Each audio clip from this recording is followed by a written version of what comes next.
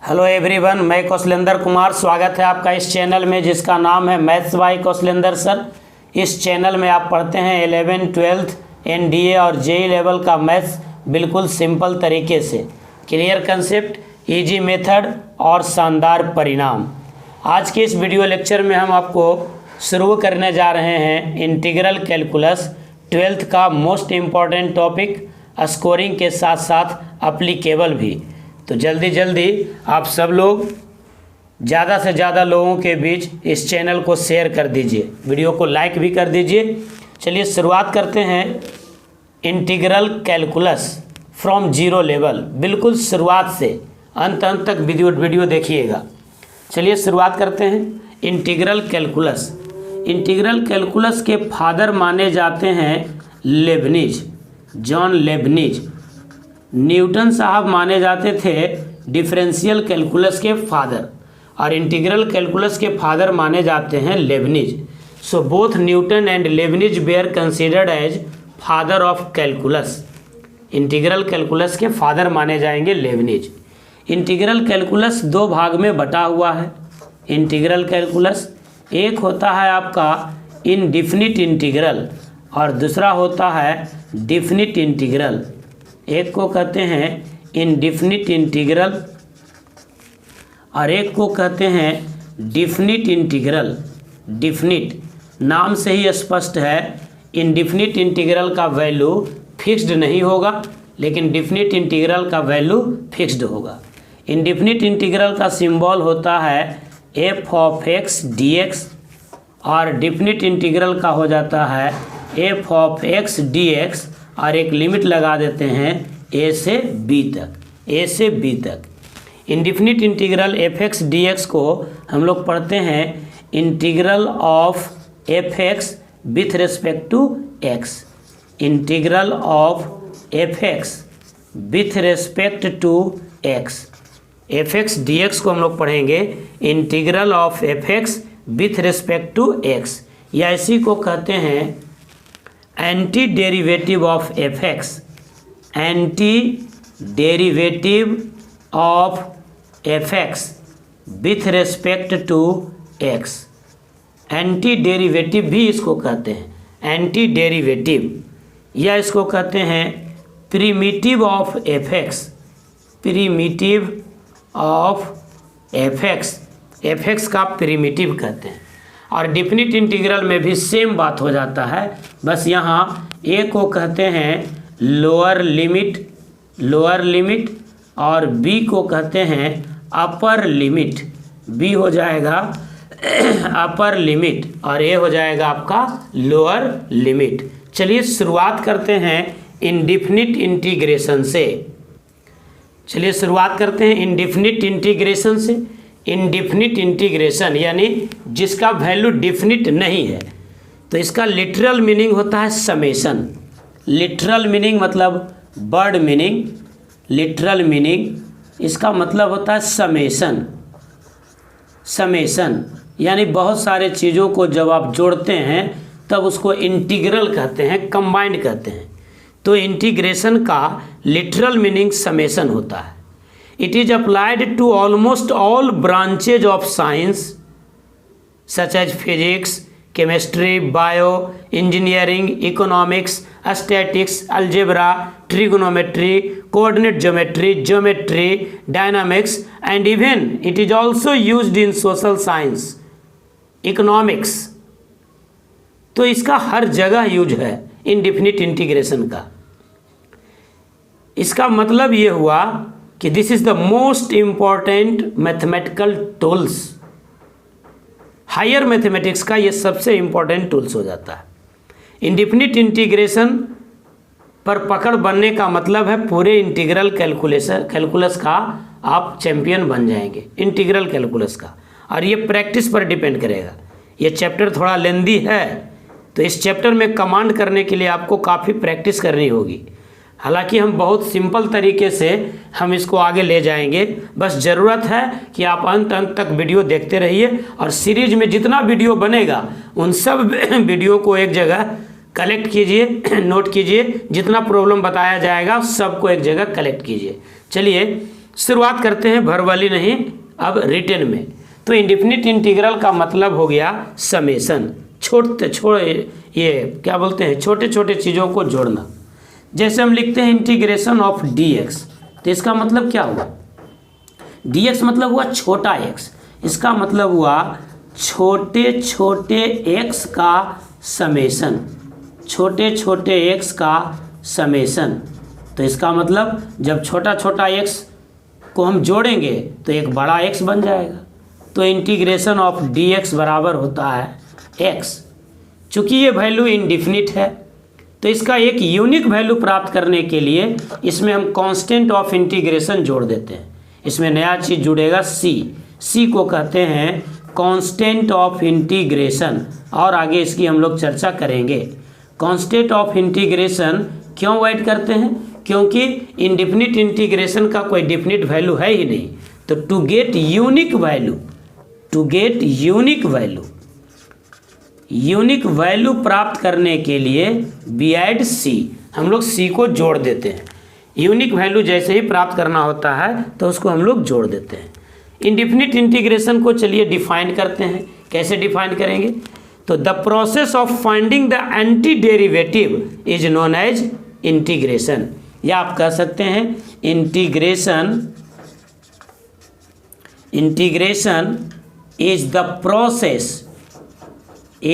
Process to finding the antiderivative of a function,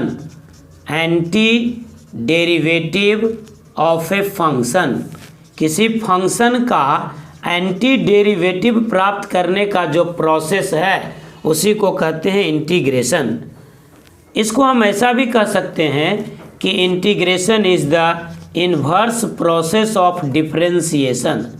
integration is the inverse process of differentiation, ये differentiation का inverse process है। Integration is the inverse process, inverse माने उल्टा।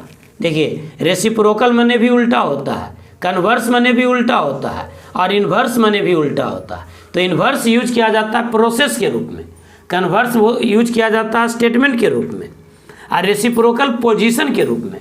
Position में उल्टा है तो उसको बोलते हैं रेसिप्रोकल। जैसे 2/3 का रेसिप्रोकल 3/2, ये इन्वर्स है। इन्वर्स मतलब प्रोसेस में उल्टा, यानी डिफरेंशिएशन जैसे निकालते हैं उसका इन्वर्स प्रोसेस है integration. Integration is the inverse process of differentiation. जैसे आप जानते हैं dy/dx ऑफ साइन x बराबर होता है cos x, यानी साइन x का डेरिवेटिव है cos x। तो इसका मतलब होगा cos x का इंटीग्रल होगा साइन x। ये इन्वर्स प्रोसेस होगा। dy/dx ऑफ साइन x बराबर होता है cos x, इसका मतलब cos x का इंटीग्रल हो जाएगा साइन x। अगर आप लिखते हैं dy/dx ऑफ साइन x आप प्लस c कर देते हैं, तब भी इसका डेरिवेटिव होगा cos x, और कांस्टेंट का डेरिवेटिव 0।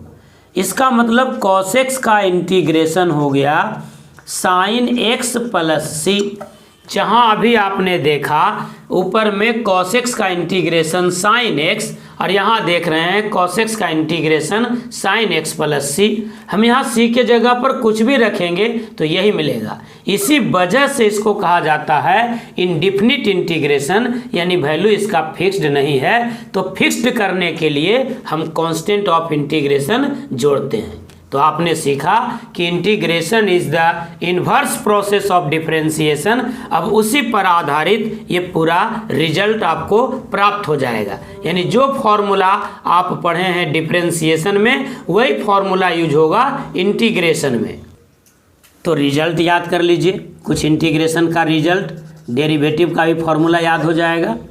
पहला है dy/dx of sine x is equals to होगा cos x। तो इसका मतलब हो गया cos x का इंटीग्रल हो जाएगा साइन x, और कांस्टेंट ऑफ इंटीग्रेशन जोड़ेंगे। आप जानते हैं dy/dx ऑफ cos x बराबर होता है माइनस ऑफ साइन x। इसका मतलब साइन x का इंटीग्रल हो जाएगा माइनस कॉस x प्लस सी। tan x का डेरिवेटिव होता है सेक स्क्वायर x। इसका मतलब सेक स्क्वायर x का इंटीग्रल होगा tan x प्लस सी। आप जानते हैं कि cot x का डेरिवेटिव होता है माइनस कॉसेक स्क्वायर x। इसका मतलब कॉसेक स्क्वायर x का इंटीग्रल हो जाएगा माइनस कॉट x प्लस सी। आप जानते हैं कि सेक x का डेरिवेटिव होता है sec x into tan x. इसका मतलब sec x into tan x का इंटीग्रल हो जाएगा सेक x। इसी प्रकार से d Y by D x of cosec x बराबर होता है minus cosec x into cot x. तो इसका मतलब cosec x into cot x का इंटीग्रल हो जाएगा minus cosec x plus c. तो 6 रिजल्ट हो गया। 7वां रिजल्ट देखिए, d Y by D x of sine inverse x बराबर होता है 1/√1 माइनस एक्स स्क्वायर।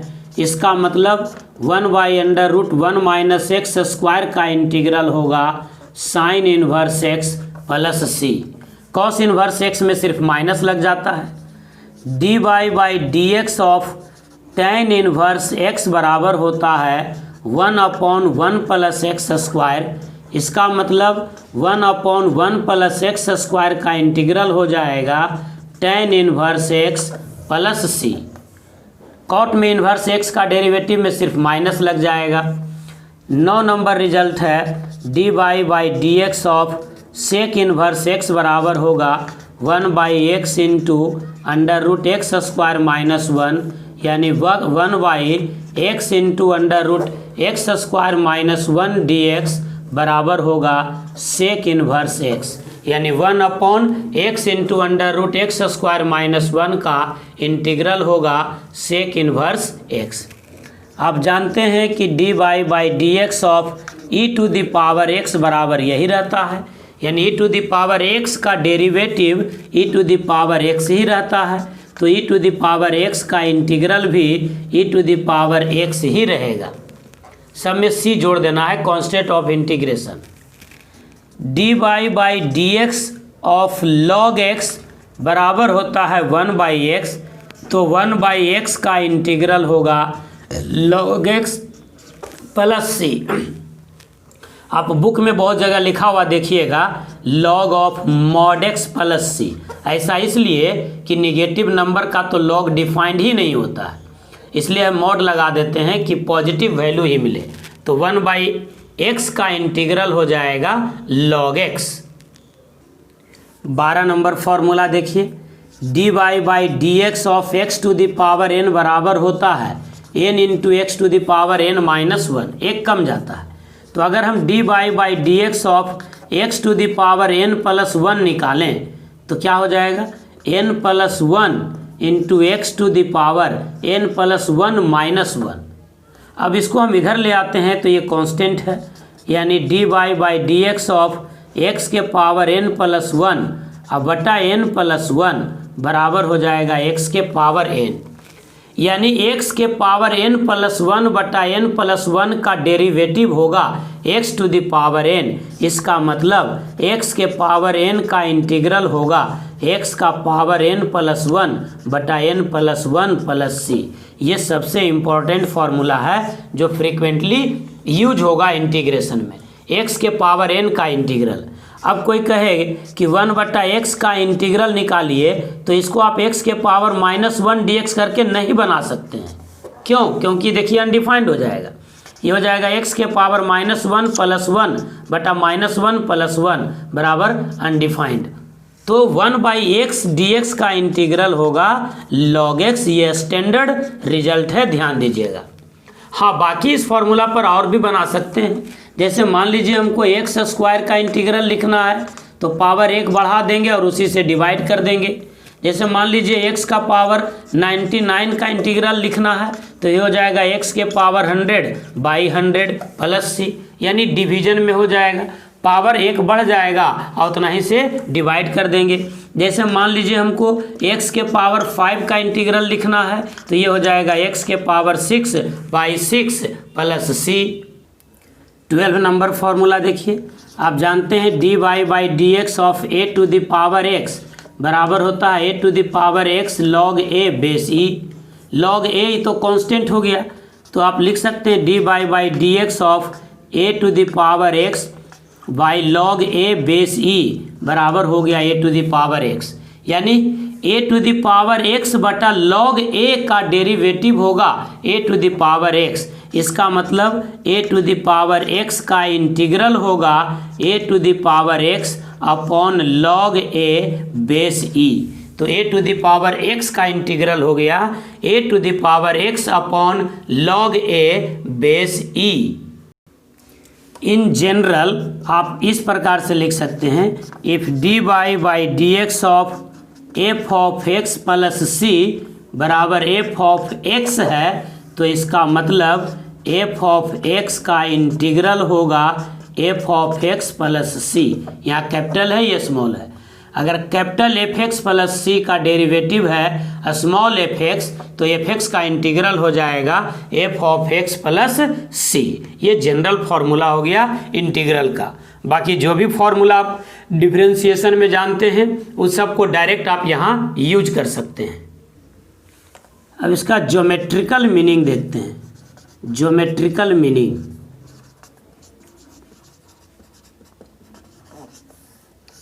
एक एग्जाम्पल से देखते हैं। मान लीजिए f ऑफ x बराबर अगर हम लेते हैं x स्क्वायर तो f' बराबर क्या हो जाएगा 2x। इसका मतलब 2x का डेरिवेटिव हो गया, इंटीग्रल हो गया x स्क्वायर, 2x dx का इंटीग्रल हो गया x स्क्वायर। अगर हम ले लेते हैं f(x) is equals to x square plus 1 तो f' बराबर क्या हो जाएगा फिर से 2x, यानी 2x dx बराबर हो गया x स्क्वायर प्लस 1। अगर हम ले लेते हैं f(x) बराबर x स्क्वायर प्लस 2 तो f' बराबर फिर से हो जाएगा 2x, 2 का डेरिवेटिव 0, यानी 2x dx का इंटीग्रल हो जाएगा x square plus 2 and so on. अब इस कर्व को ज़रा देखिए, इस कर्व को ग्राफ पर ज़रा देखिए तो f(x) बराबर x स्क्वायर का ये कर्व है, f(x) बराबर x स्क्वायर का, और f(x) बराबर x स्क्वायर प्लस 1 यानी 1 यूनिट ऊपर उठ जाएगा, f(x) बराबर x स्क्वायर प्लस 2 यानी 1 यूनिट ऊपर उठ जाएगा, और तो 2 यूनिट हो गया। ये कर्व हो गया आपका f(x) बराबर x स्क्वायर, ये हो गया आपका f(x) बराबर x स्क्वायर प्लस 1, ये हो गया x स्क्वायर प्लस 2। तो आप क्या देख रहे हैं, आप देख रहे हैं कि f' geometrically family of curves को रिप्रेजेंट करता है।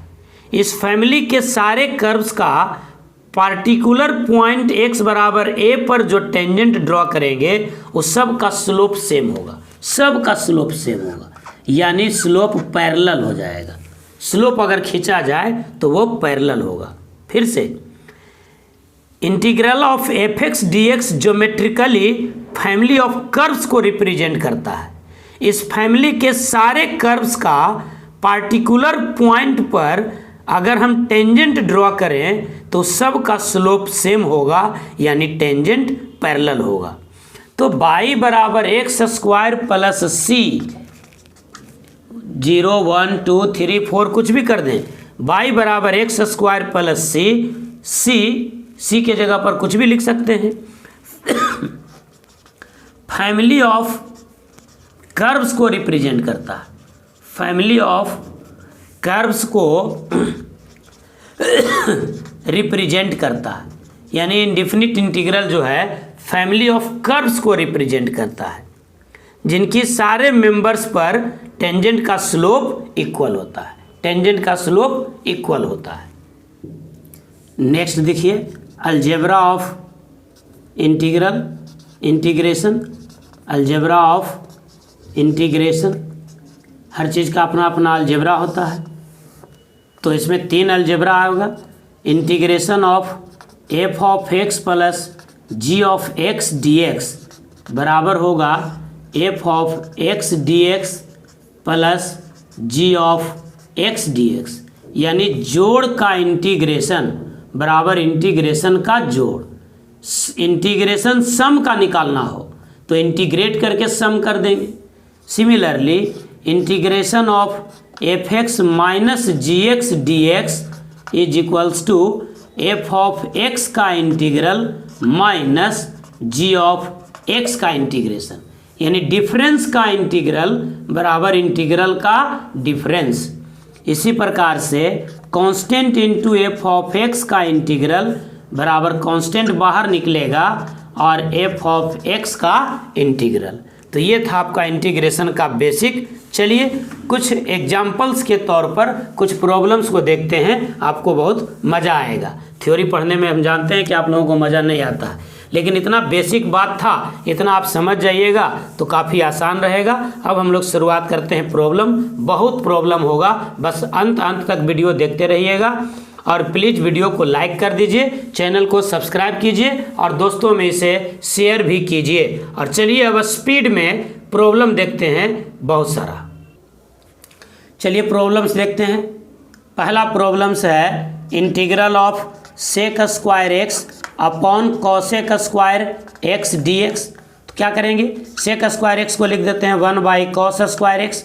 कॉसेक स्क्वायर एक्स ऊपर चला जाएगा तो ये हो जाएगा sine square x. Sine square x by cos square x को क्या कर देंगे, ten square x. Ten square x किसका डेरिवेटिव होता है, तो किसी का नहीं होता है, तो इसको और स्टैंडर्ड फॉर्म में तोड़ते हैं तो ये हो जाएगा sec square x minus 1 d x. अब ये हो जाएगा डिफरेंस का इंटीग्रेशन, यानी इंटीग्रेशन का डिफरेंस, तो sec square x D x minus d x. अब सेक स्क्वायर एक्स किसका डेरिवेटिव है, टेन एक्स का, और डी एक्स किसका, तो एक्स का। डी एक्स का इंटीग्रेशन एक्स, यानी छोटे छोटे एक्स को जब जोड़ेंगे तो एक्स मिल जाएगा, तो ये प्लस सी हो गया। क्वेश्चन नंबर 1 हो गया। क्वेश्चन नंबर दूसरा देखिए, integral of x cube minus x square plus x minus 1 बटा एक्स माइनस 1 डी एक्स। ये मत सोचिए कि कोई प्रोसेस लगेगा, क्या कुछ नहीं, बस कर दीजिए। नहीं करते हैं मतलब आप बेवकूफ़ है। यहाँ देखिए आप एक्स स्क्वायर कॉमन ले लीजिए तो बचेगा एक्स माइनस 1 प्लस 1 कॉमन ले लीजिए एक्स माइनस 1 बटा एक्स माइनस 1 डी एक्स। कोई प्रोसेस ही नहीं लगाए हैं, आपकी कसम कोई प्रोसेस नहीं। अब ये एक्स माइनस 1 कॉमन हो गया तो बच गया एक्स स्क्वायर प्लस 1 बटा एक्स माइनस 1 डी एक्स। कीजिएगा तब तो होगा, ये कट गया। अब ये हो गया integration of x square plus 1 d x. अब हो गया जोड़ का इंटीग्रेशन, मतलब इंटीग्रेशन का जोड़, तो एक्स स्क्वायर का इंटीग्रेशन क्या हो जाएगा, एक्स क्यूब बाई 3 और डी एक्स का इंटीग्रेशन एक्स प्लस सी। यही आपका आंसर हो गया। तीसरा नंबर देखिए, integral of 2 minus 3 sine X बटा cos square x D X. सबको सेपरेट कर दीजिए। ये मत सोचिए कि कौन सा मेथड लगेगा, कुछ नहीं लगेगा, बस खाली कैलकुलेट करते चले जाइए और डिफरेंशिएशन का फॉर्मूला याद रखिए। तो अलग अलग कर दिया, 2 बटा cos square x minus 3 sine X बटा cos square x D x. अब 2 और कॉस स्क्वायर एक्स ऊपर में जाएगा तो sec square x minus 3 sine बटा कॉस हो जाएगा टेन, और एगो कॉस ऊपर चल जाएगा तो हो जाएगा sec x into d x. अब हो गया डिफरेंस का इंटीग्रेशन, मतलब इंटीग्रेशन का डिफरेंस, तो 2 कांस्टेंट है बाहर निकल जाएगा तो sec square x D x minus 3 बाहर निकल जाएगा, ये हो जाएगा sec x into tan x का इंटीग्रल, यानी ये हो जाएगा 2 इंटू सेक स्क्वायर एक्स का इंटीग्रेशन क्या चीज़, tan X minus 3 sec x into tan x का हो जाएगा सेक एक्स, अब प्लस सी। बहुत आसान है। एक और सवाल देखिए, कह रहा है if d Y by D x बराबर साइन 2x प्लस सी और बाई 0 बराबर 1 फाइंड वाई। बाई 0 बराबर 1 का मतलब हुआ बाई का वैल्यू है 1 जब x 0 है। ध्यान दीजिएगा, बाई 0 बराबर 1 मतलब ये बाई का वैल्यू 0 नहीं है, बाई का वैल्यू तो 1 है जब x बराबर 0 है, तो y का वैल्यू 1 जब x बराबर 0, तो y निकालना है। तो चलिए यहाँ से देखते हैं, हमने क्या कहा, integration is the inverse process of differentiation, यानी किसी चीज़ का d Y by D x अगर साइन 2x प्लस एक्स है तो इसका मतलब साइन 2x प्लस एक्स का इंटीग्रल हो जाएगा बाई। ये ध्यान दीजिए, d Y by D x of y बराबर है साइन 2x प्लस एक्स। इसका मतलब हो गया कि साइन 2x प्लस एक्स का इंटीग्रल हो जाएगा y। अब ये जोड़ का इंटीग्रेशन, तो इंटीग्रेशन का जोड़, तो sine 2x dx plus x dx बराबर हो जाएगा y। अब साइन 2x का इंटीग्रेशन क्या हो जाएगा, ये हो जाएगा आपका cos 2x, साइन 2x का इंटीग्रेशन ये हो जाएगा minus cos 2x divided by 2। Integration inverse process हो जाता है, तो 2 से डिवाइड कर देंगे। साइन x का डेरिवेटिव हो जाएगा cos x, लेकिन इंटीग्रल हो जाएगा माइनस cos 2x, और x का इंटीग्रल हो जाएगा x² बाई 2 अब प्लस कांस्टेंट बराबर y, बराबर कितना y।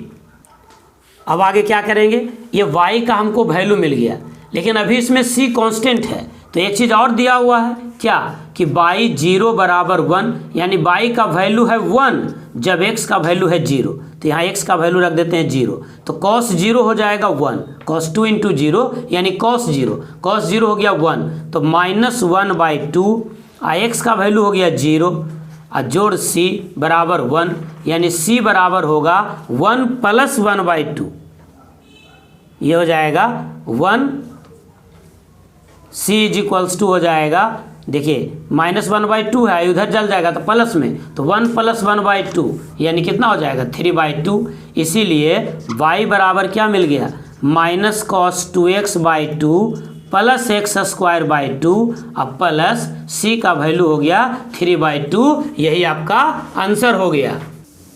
एक और सवाल देखिए, कह रहा है if dy/dx of f of x बराबर 4x³ - 3/x⁴ and f of 2 बराबर 0, तो fx बराबर क्या, ये NCERT का प्रॉब्लम है, NCERT एक्सरसाइज 7.1 का क्वेश्चन नंबर 22 है, ऑब्जेक्टिव सवाल, बहुत ही अच्छा। तो यहाँ भी वही करेंगे कि fx का डेरिवेटिव है ये, इसका मतलब इनका इंटीग्रल हो जाएगा fx, इंटीग्रेशन और डिफरेंशिएशन एक दूसरे का इन्वर्स प्रोसेस है, तो fx का डेरिवेटिव है ये, इसका मतलब इनका इंटीग्रल हो जाएगा ये, यानी इंटीग्रेशन ऑफ 4x³ - 3/x⁴ बराबर हो जाएगा f ऑफ x। तो अब हम इसको अलग अलग कर देते हैं, तो ये हो जाएगा 4 × x³ का इंटीग्रल -3 बाहर निकालेंगे, तो 1/x⁴ dx बराबर हो जाएगा f ऑफ x, यानी आप इसको लिख सकते हैं 4 × x³ का इंटीग्रल क्या हो जाएगा x⁴/4, इंटीग्रेशन में पावर 1 जुड़ जाता है, x⁴n का इंटीग्रल बराबर x⁴n + 1/n + 1 -3, ये x⁻⁻4 हो जाएगा, बराबर इधर रहेगा f ऑफ x। अब इसको इधर ले आते हैं, तो f ऑफ x बराबर क्या हो जाएगा, ये 4 तो कट ही गया था, ये रह जाएगा x⁴ - 3। अब इसका इंटीग्रेशन क्या होगा, तो x⁻n है, तो x⁻n का इंटीग्रेशन x⁻n + 1 /n + 1 जोड़ कांस्टेंट ऑफ इंटीग्रेशन, यानी f ऑफ x बराबर हो गया x⁴ - 3 × x⁻³ -3 + c, यानी f ऑफ x बराबर हो गया x⁴ माइनस कट गया, 3 से 3 कट गया, माइनस प्लस हो गया, x⁻³ + c हो गया, यानी f ऑफ x बराबर होगा x⁴ + 1/x³ जोड़ c।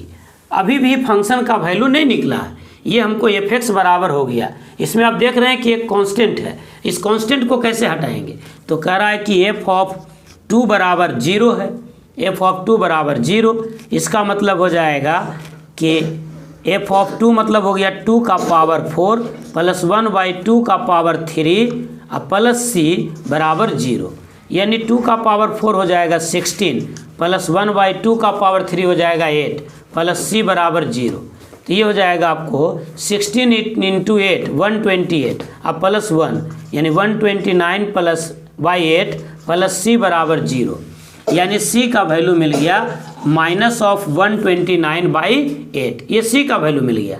तो fx हमारा देखिए यहाँ था, ये fx में हम c का वैल्यू रख देते हैं, तो f ऑफ x बराबर हमारा होगा x⁴ + 1/x³ प्लस c, यानी -129/8, x⁴ + 1/x³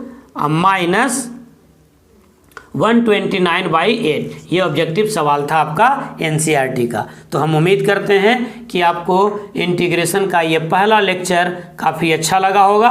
पहला लेक्चर जब अच्छा लगता है तो आगे का और सब लेक्चर आसान हो जाता है। तो काइंडली आपसे रिक्वेस्ट है कि अगर ज़रूरत पड़े तो इसको दोबारा भी देखिए, लेकिन इस लेक्चर को कंप्लीट कर लीजिए। आने वाला सभी लेक्चर इसी लेक्चर पर डिपेंड करेगा। इंडेफिनिट इंटीग्रेशन का ये पहला लेक्चर है। इसमें हम आपको बताएं इंटीग्रेशन को डिफाइंड कैसे करते हैं, integration is the inverse process of differentiation, integration का ज्योमेट्रिकल मीनिंग क्या है, और कुछ फॉर्मूला बताएं इंटीग्रेशन का, साथ ही साथ अलजेब्रा ऑफ इंटीग्रेशन भी बताएं। हम उम्मीद करते हैं कि बिल्कुल अच्छे तरीके से आपको ये वीडियो समझ में आ गया होगा। तो आपसे रिक्वेस्ट है कि प्लीज़ वीडियो को लाइक कीजिए, चैनल को सब्सक्राइब कीजिए और ज़्यादा से ज़्यादा दोस्तों के बीच इसे शेयर कीजिए। आप सभी का बहुत बहुत धन्यवाद। इसी प्रकार से इस चैनल को आप देखते रहिए। बेल आइकन को भी प्रेस कर देना है कि जब भी वीडियो बनाए तो आपको सूचना मिल जाए। Thank you, all the best, God bless you.